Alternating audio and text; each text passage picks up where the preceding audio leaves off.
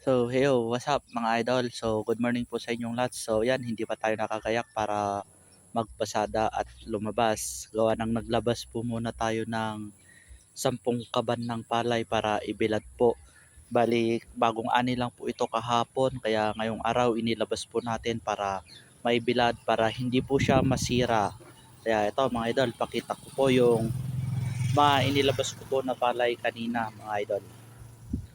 So, ayan, itong hilera na po yan mga idol, 6 po yan na palay. 6 na kabad na palay, ayan. Tapos dito po sa kabila, 4 naman po yan na kaban. Yan.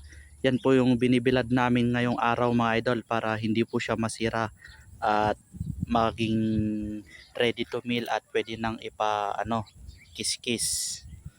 So yan mga idol, nakita nyo po yung inilabas po namin at ibinibilad po namin na mga palay ngayon. Kaya mga idol, salamat po sa inyong lahat na suporta at sa panonood. Please like and share po ng ating video, ng ating vlog. God bless po sa inyong lahat.